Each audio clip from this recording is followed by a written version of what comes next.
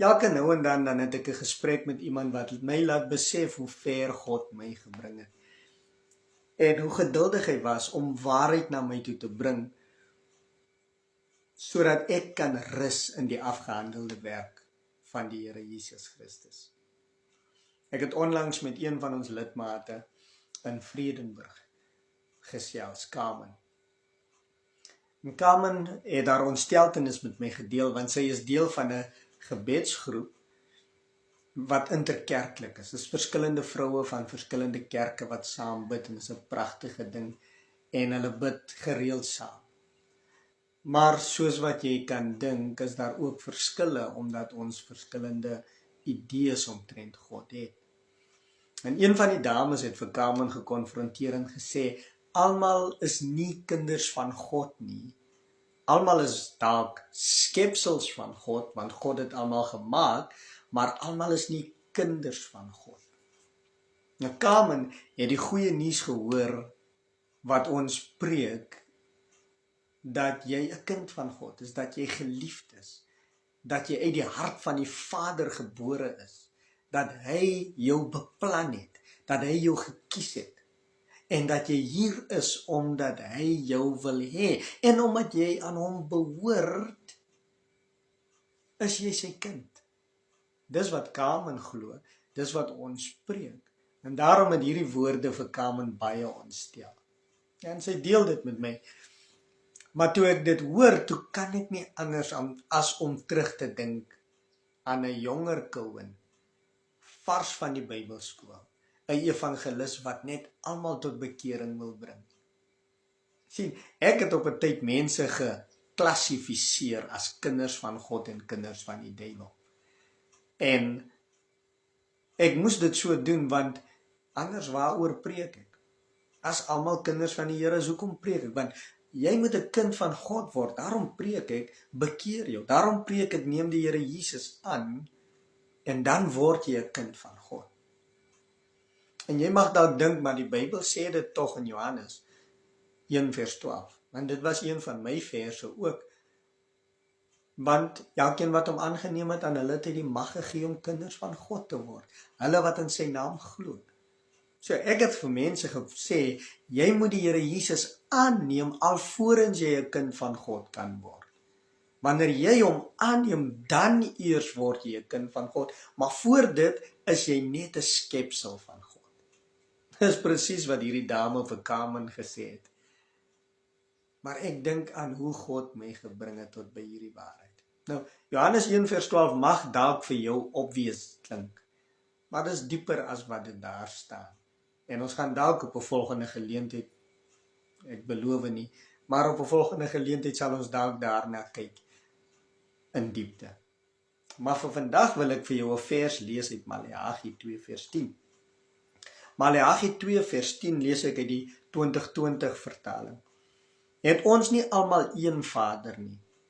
Het een God ons nie geskep nie? Waarom is ons dan ontrou aan mekaar en ontheilig ons die verbond wat met ons voorouers gesluit is? Nou, Maleagi vra hier 'n retoriese vraag. 'n Retoriese vraag is 'n vraag wat basies 'n obvious antwoord het, en die persoon wat die vraag vra verwag nie 'n antwoord nie, maar probeer 'n punt bewys, juis omdat die antwoord obvious is. En Maleagi vra hierdie vraag 2 keer op verskillende maniere om die punt te beklemtoon. So, hy vra, het ons nie almal een Vader nie? En die obvious antwoord is ja.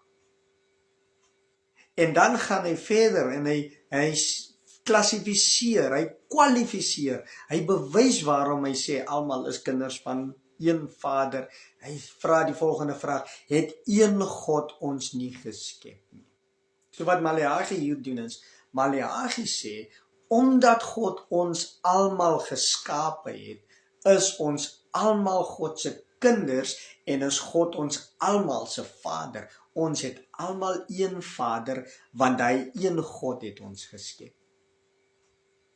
Dis obvious en dis 'n retoriese vraag wat Maleagi hierso vra. So, ek wil die volgende vir jou sê. Jy is God se kind, want hy het jou geskape. Dis wat jou kind van God maak. Nie 'n keuse wat jy maak nie. My kinders het nie besluit ek is hulle pa nie. Hulle het geen seggenskap gehad in wie hulle pa en hulle ma is nie. En daarom het jy ook geen seggenskap nie. God is jou pa, of jy daarvan hou of nie daarvan hou nie, of jy dit weet of nie weet nie. Hy het jou geskape en jy is syne. Dis die evangelie, dis die goeie nuus, dis die waarheid wat die skrifte vir ons leer. Ek onthou 'n tyd toe ek mense uitgesluit het. 'n Warm evangelis, jonk van die Bybelskool af, en ek wil net almal tot bekering bring. En my redenasie was, jy moet tot bekering kom om 'n kind van God te word. En ek het Johannes 1 vers 12 gekwoteer as een van my gunsteling verse. Eers wanneer jy die Here Jesus aanneem, dan is jy 'n kind van God.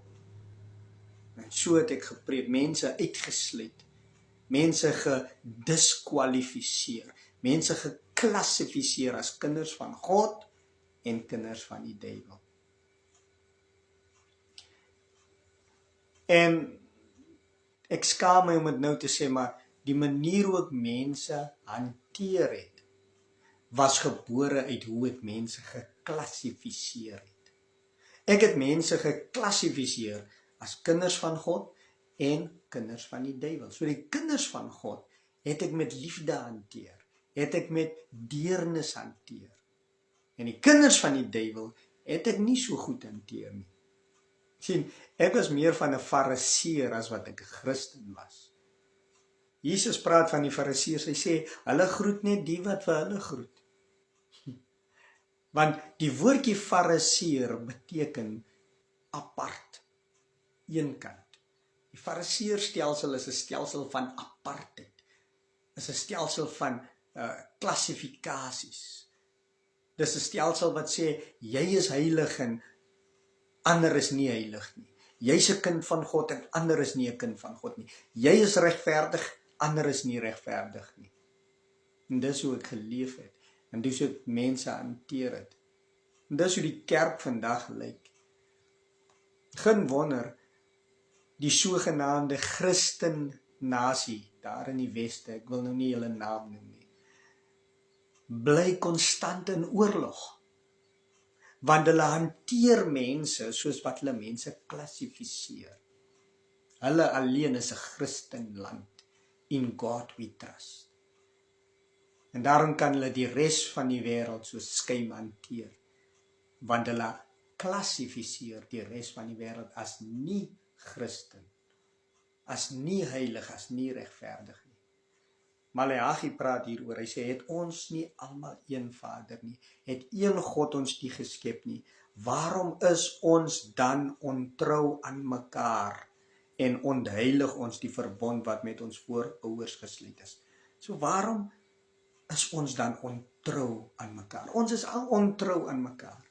Ons is lelik met mekaar, omdat ons mekaar klassifiseer as kinders van God en kinders van die duiwel, in of uit, gered of ongered, heilig en onheilig, regverdig en onregverdig. Sien, die waarheid is, ons het almal een Vader. Een God het ons geskep. En omdat hy ons geskep het, is ons almal kinders van God. As jy jouself wapen met hierdie gedagte, sal dit beïnvloed hoe jy mense hanteer. Want dit verander hoe jy mense klassifiseer. Jy klassifiseer nou mense op grond van God se skepping as kinders van God. En daarom sal jy hulle hanteer soos kinders van God. Ek sal 'n volgende keer met jou praat oor Johannes 1 vers 12. Want hierdie is 'n groot amaletjie. Dis wat die kerk laat lyk soos fariseërs, separatiste, mense wat apart van die wêreld is en ook die wêreld soos die skuim van die aarde hanteer. Nie soos Jesus of soos God, wat die wêreld so lief gehad het dat hy sy enige gebore seun gegee het nie. Geliefde, as jy ooit laat voel is van 'n preekstoel af, jy is nie 'n kind van God nie, nie goed genoeg nie, of jy is uitgesluit, kom ek sê jou nou, hy het jou geskape en jy is sy kind. Shalom, shalom.